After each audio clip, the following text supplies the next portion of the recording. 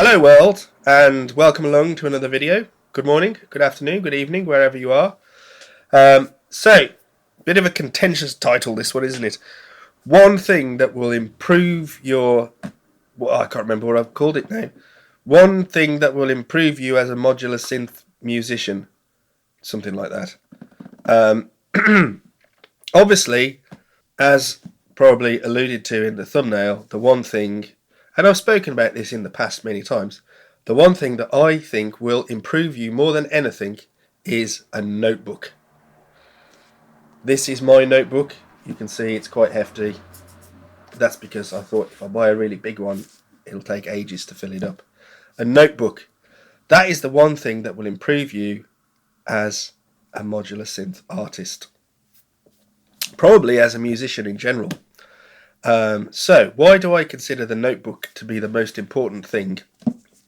Because it allows you to document what you're doing, how you're doing it, why you're doing it, and what the result is. And from that, you can then learn and improve over time. Now, when I was young, I wanted to learn to play the guitar. And my parents said, yeah, that's fine, you can play the guitar, but we're not just going to have you messing about, just messing around on it and trying to teach yourself. You're going to have lessons. You're going to have guitar lessons, and you're going to have to practice and do whatever the teacher tells you to do. And if you don't practice, then we're not going to pay for the lessons. So I had a teacher, and he taught me how to play guitar. He was a classical guitarist, and he taught guitar in a conservatoire, Birmingham Conservatoire. I live quite close to Birmingham, and I would go for my lesson each week, and he would listen to me play, and he would correct me where I was going wrong, and he would show me new things and all the rest of it. And one of the things that he said when I first started, he said, I'm only going to tell you something 3 times. If after 3 times you haven't corrected it or you haven't changed it, then 3 times of me telling you, then after that it's your problem. If you don't listen to me, that's up to you. And I thought, well, maybe that's a little bit harsh, isn't it? But that was his method. That was his outlook. I guess he was a little bit old school. He could be quite firm, but ultimately, I learned a lot from him, and I had lessons with that teacher for many, many years. Now, in this day and age, it's not possible to have a modular synth teacher.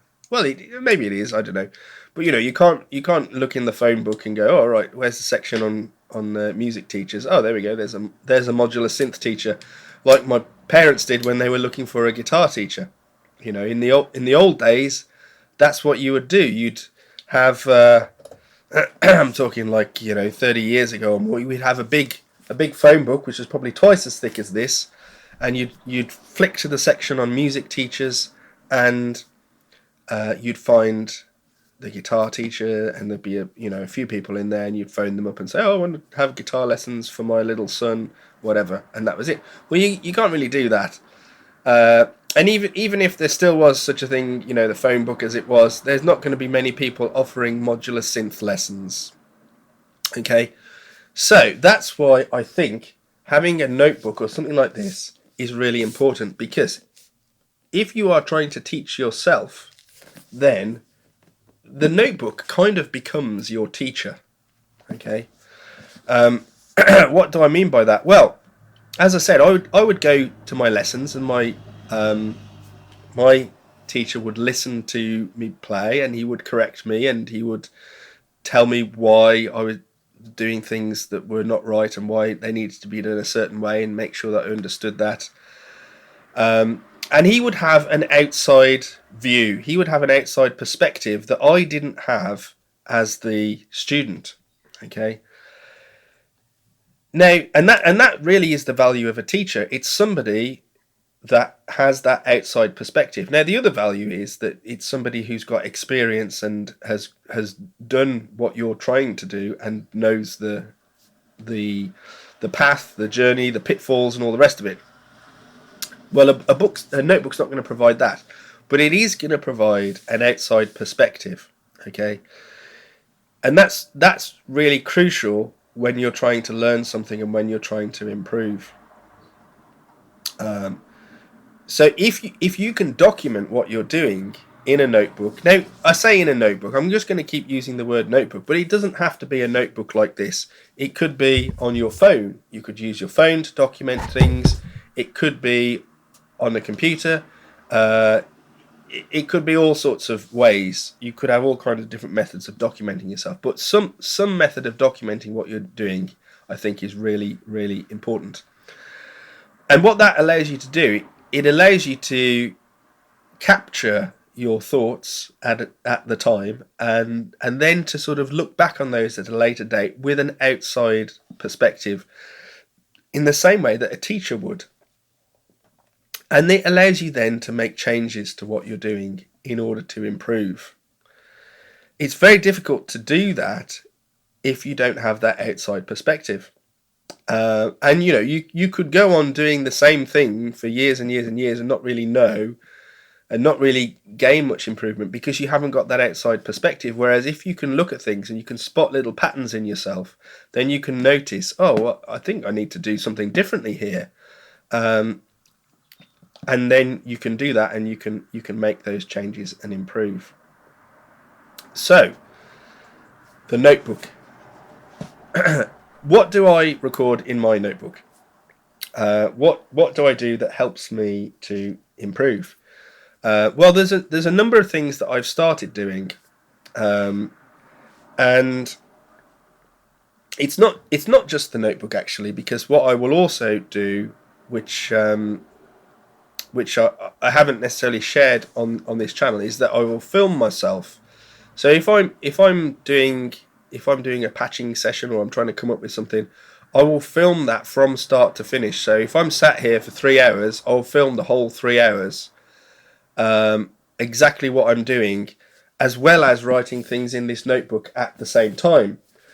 And what that means is I can look back on that at a later date, or I can look in my notebook at key moments of that session and then find where that is in the video, and really remember what it is that I'm doing and why I was doing it that way.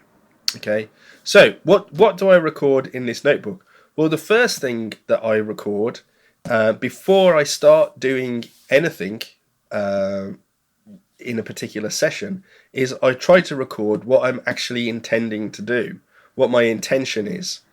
So recently, and it depends when this video comes out how recently that is, but recently I've been exploring the idea of using micro tonality and different tuning systems, not necessarily 12-tone equal temperament tuning, but other tuning systems like 31 tet and so on. So my intention then has been to create some patches that use those tuning systems, and also to be able to move from a diatonic standard 12 tet tuning system into something sort of non-diatonic and back again, because that was something that I wanted to sort of learn about and try and implement in some pieces. So that's what I record first. That's my intention. I want to create a patch where I'm going to explore some micro tonality and ways of doing that. I will then start exploring different things and patching things and trying ideas, and periodically I will start writing things down in the book. So every now and again, if something comes up where I have a thought or an idea, I'll write that down. I also set myself a timer. So I've got a little timer here, and I set that going. That timer is for 45 minutes. So if it will go off after 45 minutes, if I haven't written anything down for 45 minutes and that timer goes off, that timer is there to remind me that I need to write something down. Because it is easy to kind of get lost in the process. I'm sure we've all had this experience. You kind of get into the flow of it and you get lost in the moment, and you could just go for ages without really writing anything or documenting anything. So that timer is there. 45 minutes, it will go off, and if it goes off and I haven't written anything down, then I know, right, I need to write something down because I've probably had some thoughts or ideas, and I've not recorded anything. So the sorts of things that I'm recording then whilst I'm patching will be ideas for something that I want to, something might come into my head that I want to try later on. Or if I'm stuck with something or something isn't working, I'll write that down. Or if I've just figured something out, or like, you kind of have a little aha moment and you figured something out, I write that down, because there's no guarantee that I'll remember how I figured that out if I don't write it down. And if I want to do that again in the future, then it's quite important to know that. So those are the kind of things that I'm writing down in the moment. So frustrations, little aha moments, ideas for something that I might do later on, that kind of thing.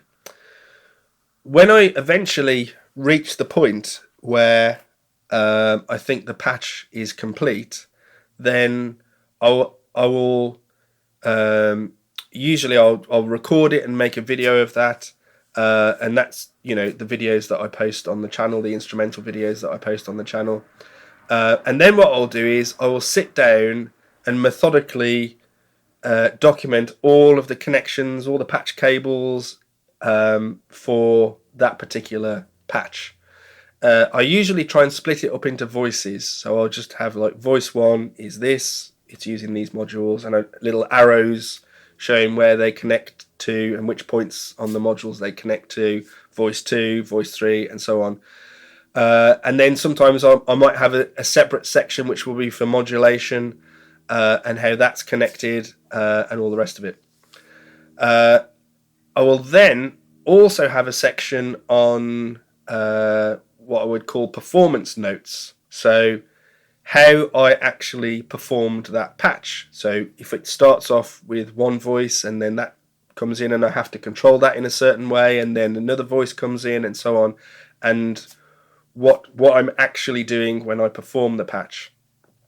What I've also started doing recently is doing that performance notes bit in advance. So I might try out certain performance aspects of that and then work out, for want of a better word, like a running order, or how the thing's going to go, and then when I actually record it or perform it, I'm trying to follow that plan, not not too rigidly, but sometimes I do find that that's helpful,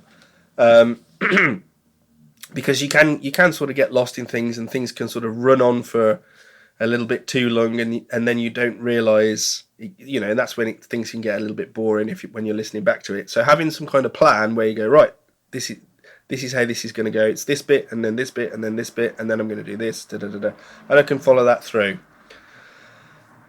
So those are some of the things that I will record after I've created the patch, or before I perform it. And then I also will kind of do, I guess, a sort of, for want of a better word, an evaluation or a reflection of the overall recording, and that'll be what I think was good, what was not so good, why I did things a certain way, what I might do next time, what problems I've encountered, did I manage to solve those problems? If not, how might I solve them? If I did, how did I solve them?